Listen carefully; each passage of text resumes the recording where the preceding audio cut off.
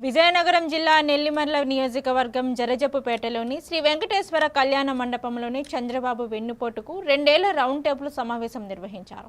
ఈ కార్యక్రమంలో ఎమ్మెల్సీ పెనుమత్స సురేష్ బాబుతో సహా పలువురు పార్టీ నాయకులు, మండల అధ్యక్షులు, యువజన విభాగ నాయకులు పాల్గొన్నారు. చంద్రబాబు పాలనపై విమర్శలు చేస్తూ పార్టీ నేతలు అభిప్రాయాలు వ్యక్తం చేయగా కార్యకర్తలు పెద్ద సంఖ్యలో హాజరయ్యారు.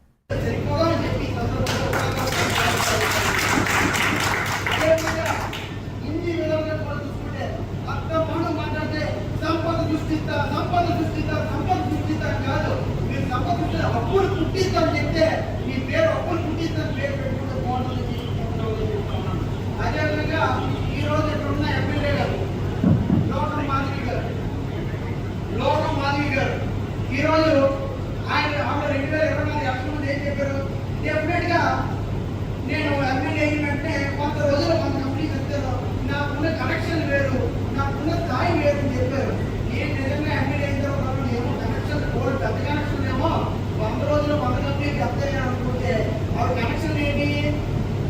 వాటర్ ట్యాంక్ ఓపెన్ చేయడం ఒక కనెక్షన్, డాబా ఓపెన్ చేయడం ఒక కనెక్షన్, పైప్ ఓపెన్ చేయడం ఒక కనెక్షన్. ఇది మీ కనెక్షన్ అని చెప్పి సందర్భంగా తెలియజేస్తా ఉన్నాను. ఈరోజు ఎమ్మెల్యే గారికి మాట్లాడితే పరిపాలన చేతగాక మా నాయకుల ఆస్తుల మీద మా నాయకుడిని రాజకీయంగా ఎదుర్కోలేక గ్రామాల్లో మీరు ఏ విధంగా ఇబ్బంది పడుతున్నారు? పోలీస్ స్టేషన్కి వెళ్తే అక్కడ కేసులు పడుతున్నారు.